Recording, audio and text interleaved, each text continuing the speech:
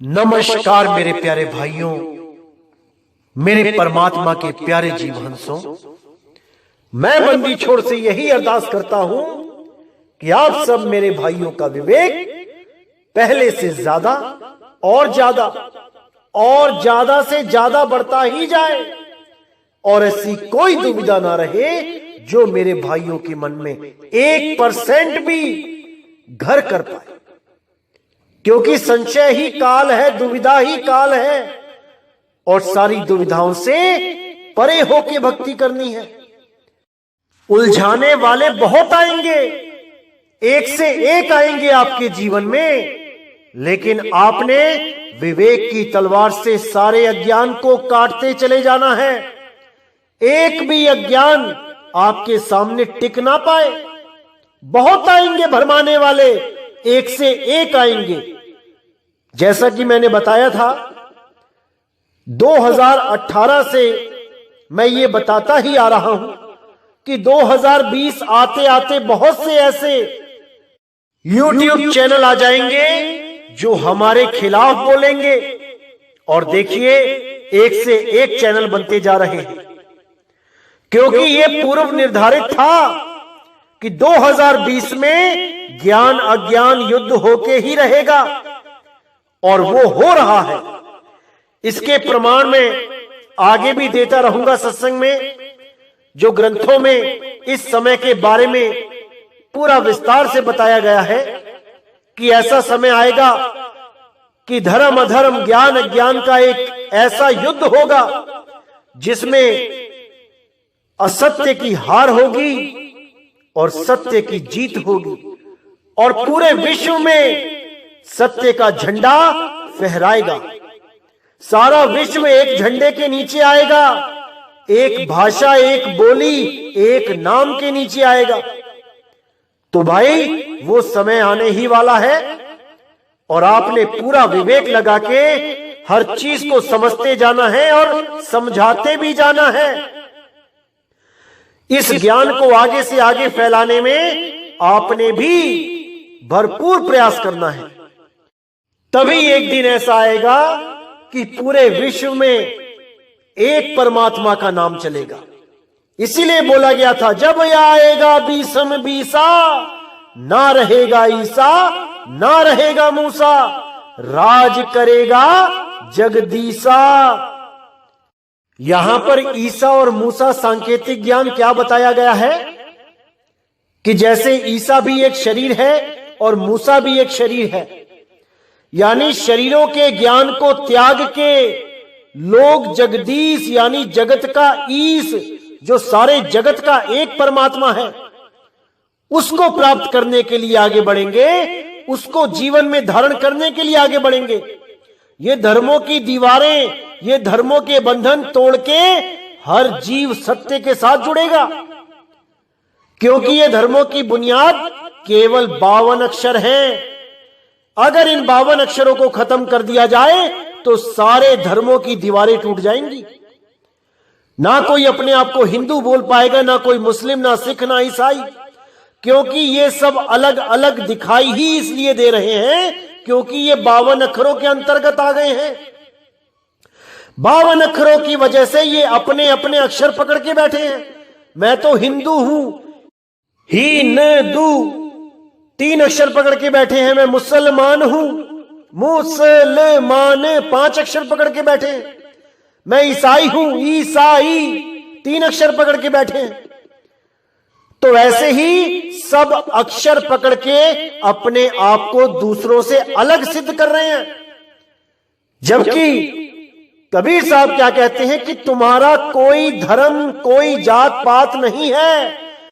जब तुम इस दुनिया में आए तब ना तुम्हारा कोई नाम था, ना तुम्हारी कोई जात थी, ना तुम्हारा कोई धर्म था। बिना किसी जात पात या बिना किसी नाम के तुम इस दुनिया में आए। तुम्हारा नाम रख दिया गया क्योंकि 52 अक्षरों का खेल यहां पे तुम्हारे पैदा होने से पहले ही चल रहा है। अगर ये 52 अक्षर ना होते तो तुम्हारा कोई नाम ही ना रखा गया होता। जैसे जंगल में शेर चीता पैदा होते हैं कोई हिरन पैदा होता है, भालू पैदा होता है, उसका कोई नाम नहीं होता। इसी प्रकार आपका भी कोई नाम नहीं, कोई धर्म नहीं, कोई जात नहीं, उसका नाम नहीं। ये सारे नाम, ये सारी जात पात के नाम, ये सब कुछ तब रखा गया है क्योंकि 52 अक्षर चल रहे हैं इस दुनिया में। तो इन 52 अक्षरों से आगे की सोच रखने वाले जितने भी जीव हैं, केवल वही उस मालिक तक पहुंच सकते हैं जो नी अक्षर है, वरना बाकी सारे के सारे इन अक्षरों में ही उलझ के रह जाएंगे। कोई राम राम जपता रह जाएगा, कोई अल्लाहू अल्लाहू करता रह जाएगा, कोई वाहेगुरु वाहेगुरु करेगा, कोई हालेलुया करता रह जाएगा, सब यही रह जाएंगे। पार कौन होगा? जो इन 52 अक्षरों के भेद को समझ के इनसे न्यारा हो जाएगा, केवल वही पार होगा। अन्यथा सबके सब यही इसी दुनिया में बार बार पैदा होते रहेंगे, बार बार मरते रहेंगे, कोई मुक्त नहीं हो पाएगा, कोई नहीं। तो आज जो हम सत्संग करने जा रहे हैं, बहुत ज्यादा इंपॉर्टेंट सत्संग है। पूरा विवेक लगाना है, पूरा विचार करना है, एक एक चीज को समझना है। क्योंकि अगर आपने ये समझ लिया तो समझ जाना कि 99% कंफ्यूजन आपकी खत्म हो जाएगी। क्योंकि बहुत से ऐसे लोग आपके जीवन में आते हैं जिनको स्वयं तो पूर्ण ज्ञान होता नहीं है और अपने अधूरे ज्ञान के चलते आपको भी भ्रमित करने में कोई कसर नहीं छोड़ते। ऐसे ही आजकल कुछ लोग भ्रमित कर रहे हैं कि मदन साहिब का जो पंथ है, जो यथार्थ कबीर पंथ है, जो असली कबीर पंथ है, वो कपाल योग, कपाल क्रिया, पता नहीं क्या क्या बोल के लोगों को भ्रमित कर रहे हैं कि मदन साहिब के पंथ में कपाल क्रिया कराई जाती है, कपाल योग कराया जाता है।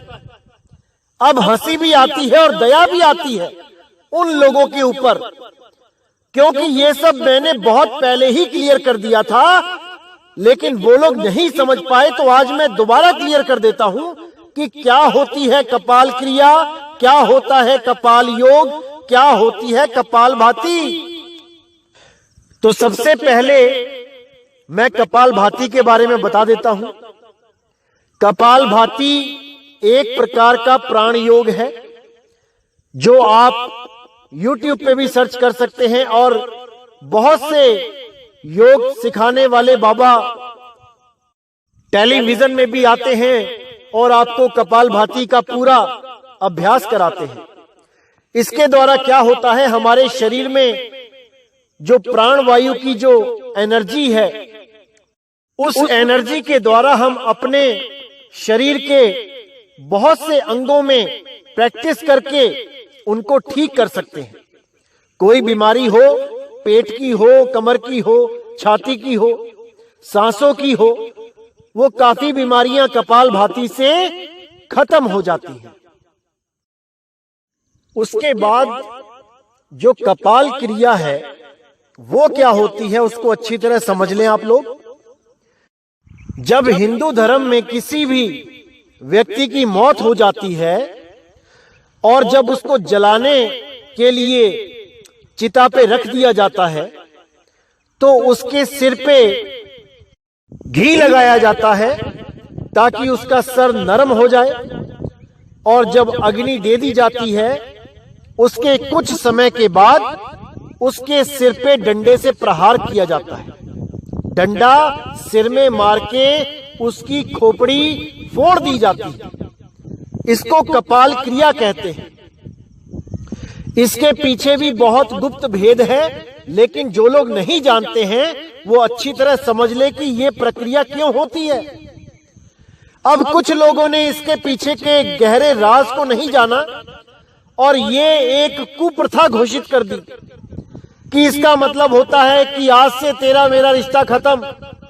जैसे सिख समाज में अब ये क्रिया नहीं होती, कोई अपने माँ या बाप को डंडा नहीं मारता सिर में, क्योंकि वो लोग सोचते हैं कि ऐसा करने से रिश्ता खत्म करने की बात की जा रही है, कि आज से तुम मेरे पिता नहीं, मैं तुम्हारा पुत्र नहीं, या तुम मेरी माता नहीं, मैं तुम्हारा बेटा नहीं। ऐसा बिल्कुल नहीं है भाई। कपाल क्रिया इसलिए की जाती है क्योंकि हिंदू धर्म का मानना है कि जब तक सिर को फोड़ के, ब्रह्मरंध्र को तोड़ के कोई जीव इस देह को नहीं त्यागेगा, तब तक उसको मुक्ति नहीं मिलेगी।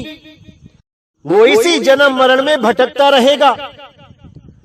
तो इस मान्यता की वजह से ये कपाल क्रिया की जाती है, सिर फोड़ने वाली, जब किसी प्राणी की, किसी हिंदू धर्म के इंसान की मौत हो जाती है। अब जो कपाल साधना होती है उसको भी अच्छी तरह समझ लें कि कपाल साधना में क्या किया जाता है। असल में कपाल साधना प्राण योग का ही एक हिस्सा है। कपाल साधना में क्या किया जाता है, क्योंकि YouTube पे आपको पूरी जानकारी नहीं मिलती है। अगर आप YouTube पे देखेंगे तो पूरी जानकारी नहीं मिल रही है, क्योंकि जो लोग ये वीडियोस बनाते हैं ये कोई साधक नहीं होते। ये केवल इधर उधर से इंफॉर्मेशन इकट्ठी करके एक वीडियो बना के आपके सामने अधूरी जानकारी रख देते हैं। असल में कपाल साधना क्या होती है मैं आपको बताता हूं, और बहुत अच्छी तरह आपको समझ में आएगा। कपाल साधना में साधक आराम से बैठता है चौकड़ी मार के और अपने आंखों को बंद कर लेता है। आंखें खोल के कपाल साधना नहीं की जाती।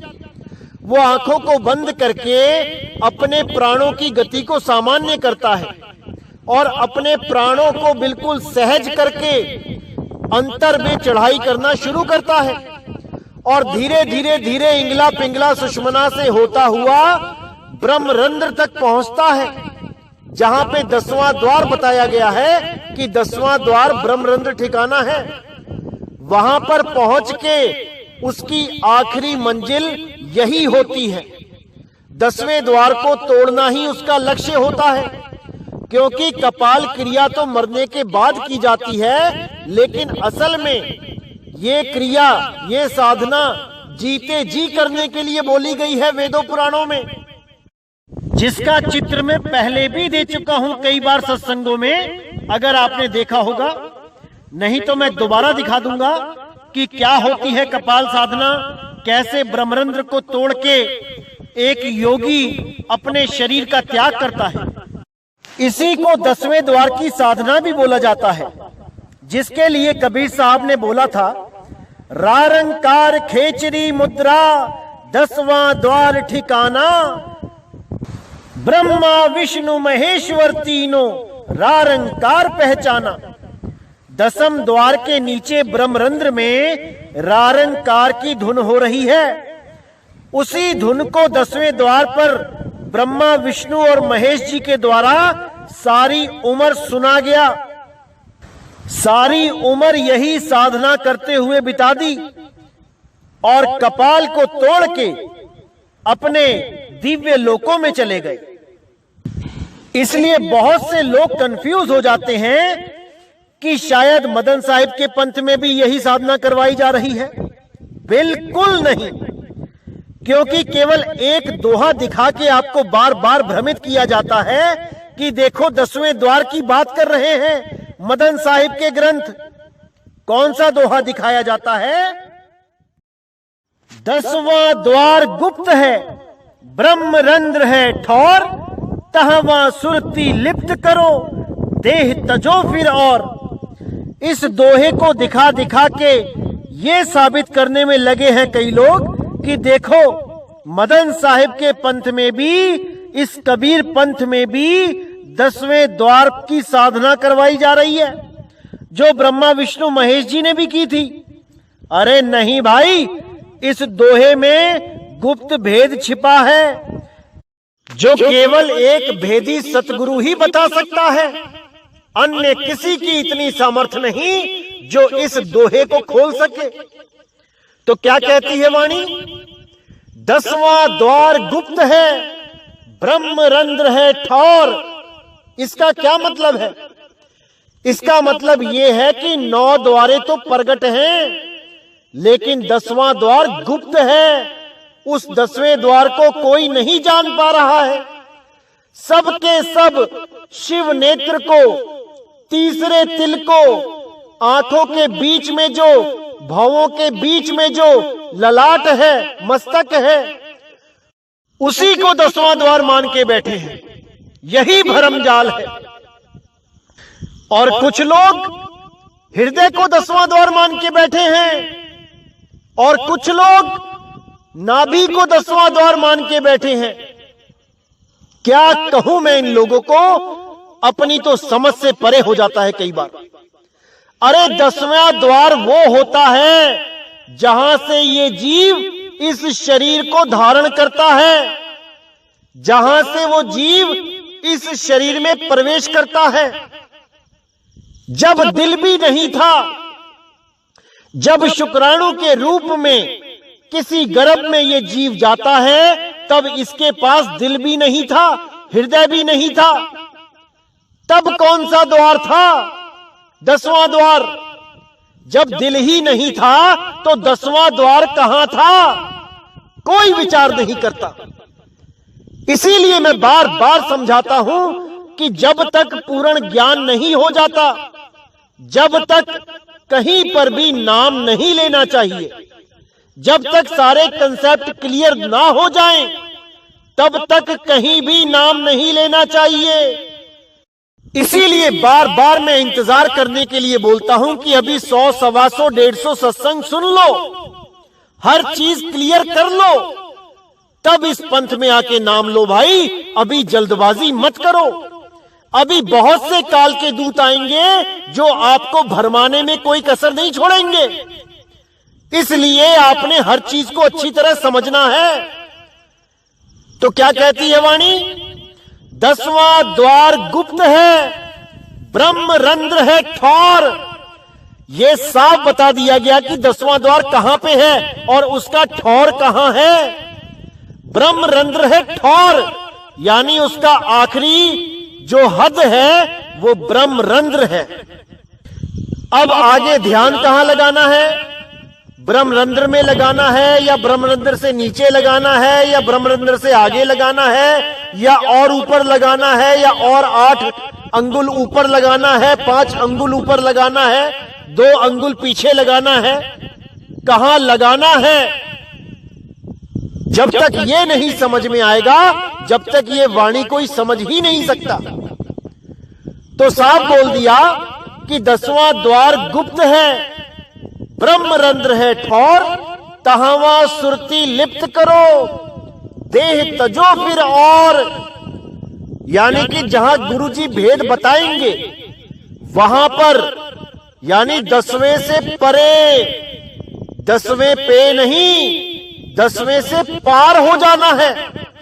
क्योंकि अगर 10वें से पार नहीं हो पाए तो भाई आना जाना लगा रहेगा। ध्यान 10वें में नहीं लगाना है, 10वें के पार लगाना है, जहां तुम्हारा सत्य स्वरूप है, जहां तुम्हारा असली नाम है, निज नाम है। इस देही में तुम्हारा नाम नहीं है, वो सतनाम इस देही में नहीं है भाई। वो सतनाम अजूनी है, अजूनी, जिसके लिए बोला गया अजूनी सैपंग गुर प्रसाद। जब गुरु का प्रसाद मिलता है तब उस अजूनी परमात्मा का भेद मिलता है। उसको जून के अंदर नहीं ढूंढना है। जून यानी 84 लाख जून, यानी शरीर, शरीरों के अंदर परमात्मा नहीं रहता भाई। ये तो किराए का कमरा है, पता नहीं कब खाली करना पड़ जाए। इसीलिए कबीर साहब ने बार बार बोला, नहीं प्राण में, नहीं पिंड में, इस पिंड में मैं नहीं रहता हूं भाई। कहीं गलती से इस पिंड के अंदर ध्यान मत लगाने लग जाना, नहीं तो ऐसी दुर्दशा होगी कि कोई नहीं बचा पाएगा। इसीलिए साहिब ने बोला, खुले कपाट शब्द झनकारी और पिंड यंड के पार, सो देश हमारा है। पिंड और अंड के पार। और ये लोग सारे जगत के जितने भी अधूरे गुरु हैं, ये सब पिंड के अंदर ध्यान लगवा रहे हैं। किराए के कमरे में ही कहते हैं कि महल तुम्हारा किराए के कमरे में है। अरे भाई, जब किराए का कमरा भी नहीं बना था तब हमारा महल कहां था? कोई नहीं समझ पाता इस बात को, कोई नहीं जान पाता। सबके सब भेड़ चाल में ही लगे हैं। और अब तो ऐसे ऐसे लोग आ गए हैं जो देही गुरु की बात करते हैं कि देही गुरु धारण करने की जरूरत ही नहीं है, क्योंकि देही गुरु आपको पार नहीं करवा सकता। बिल्कुल सही बात है, देही गुरु आपको पार नहीं करवा पाएगा, क्योंकि पार आपने स्वयं होना है। देही गुरु तो केवल आपका सही मार्गदर्शन करता है। उसी सही मार्गदर्शन करने वाले को संत कहा जाता है। और आजकल तो ऐसा भ्रम फैलाया जा रहा है कि लोगों को संत नाम से ही नफरत कराई जा रही है। ये बोला जा रहा है कि कोई आदमी यानी देही गुरु संत हो ही नहीं सकता। ऐसा भ्रमित किया जा रहा है। ये बताया जा रहा है कि संत तो आत्मा होती है, संत तो परमात्मा होता है। और कबीर साहब क्या कहते हैं गुरु ग्रंथ साहिब में? संत मुए क्या रोइए जो अपने ग्रह को जाए, रोवो साकट बापुरा जो हाटो हाट बिकाए। कि अगर कोई संत यानी जो देही गुरु है, जब वो अपनी देह को छोड़ता है तो उसकी मौत पे यानी उसके शरीर की मौत पे रोना नहीं चाहिए। संत मुए क्या रोइए जो अपने ग्रह को जाए, जो अपने घर को जा रहा है उसके जाने पर तुम क्यों रोते हो? रोवो साकट बापुरा जो हाटो हाट बिकाए। उन लोगों पे रो भाई जिन्होंने कभी गुरु धारण नहीं किया, जो देही गुरु के नाम से भी नफरत करते हैं कि देही गुरु तो कोई हो ही नहीं सकता। अरे भाई, कबीर साहब ने उसको संत की उपाधि दी है कि संत मुए क्या रोइए। अगर तुम्हारी आत्मा ही संत है या परमात्मा ही संत है तो यहां पे संत तो मुआ है, मर गया है। तो यानी तुम्हारा परमात्मा भी मर जाता है क्या? साफ बोला है, संत मुए क्या रोइए, यानी उस देही गुरु के शरीर छोड़ने पर क्यों रोते हो? अरे वो ज्ञानी पुरुष है, वो जानता है कि मैंने कहां जाना है। वो तुम्हारी तरह 84 में धक्के नहीं खाएगा, हाटो हाट बिकाए। कभी मुर्गा बन के कभी बकरा बन के दुकानों पे काट काट के बेचा नहीं जाएगा उसके तन को। वो अपने घर को सही सलामत पहुंच जाएगा, क्योंकि वो भेदी है। उसके पास भेद है कि इस शरीर को छोड़ने के बाद कहां समाना है। इसीलिए साहिब ने बार बार बोला कि सुरत समाए शब्द में वाको काल न खाए। और वो शब्द देही में नहीं है भाई, वो विदेही है। वो 10वें द्वार के पार की बातें हैं, आर की बातें नहीं है। ये हृदय नाभि ये सब ये देही ज्ञान है, विदेही ज्ञान नहीं है। ये एक चीज आपको बहुत अच्छी तरह समझ में आ जानी चाहिए, तभी सारे कंसेप्ट क्लियर होंगे कि एक प्राण योगी हठ योगी और एक सहज योगी जो सहज अवस्था को प्राप्त होता है, इन दोनों में क्या फर्क होता है? ये दोनों ही 10वें द्वार से निकलते हैं, इसमें कोई दो राय नहीं है। क्योंकि शरीर से निकलने के यही 10 द्वार हैं, चाहे कोई भी हो इन्हीं 10 द्वारों से ही निकलेगा। 9 द्वारे संसार सब 10वें योगी साध, एकादश खिड़की बनी जानत संत सुजान। अब जब 10वें द्वार से निकलते हैं दोनों, तो अलग क्या है उन दोनों में, इस पे विचार करना पड़ेगा। उदाहरण के लिए आपको बताता हूं मैं, जैसे एक कैदी जेल में है और दूसरा कैदी भी जेल में है, और दोनों जेल का दरवाजा भी एक है बाहर निकलने के लिए। अब दोनों के केस लगे हुए थे और एक को तो सजा हो गई बड़ी जेल में जाने के लिए, और एक के वकील ने उसको बाइज्जत बरी करवा दिया। अब दोनों ही एक ही दरवाजे से निकलेंगे, लेकिन उनको ले जाने वाली गाड़ियां अलग अलग होंगी और वो अलग अलग दिशाओं में चले जाएंगे। जेल के दरवाजे से बाहर निकलकर ही एक रास्ता उसके घर के लिए जाता है और जेल के दरवाजे से मेन गेट से निकलकर ही एक रास्ता बड़ी जेल की तरफ जाता है।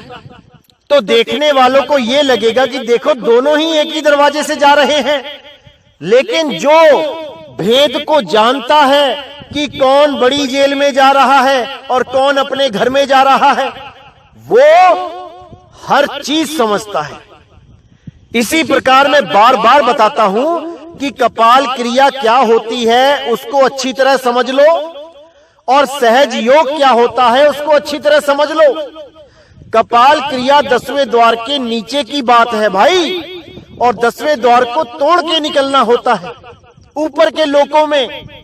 और सहज क्रिया क्या होती है, सहज अवस्था क्या होती है, अपने मूल में समा जाना, अपने निज स्वरूप को प्राप्त कर लेना, उसके बाद ना कहीं जाना ना कहीं आना, आपे में आप समाना।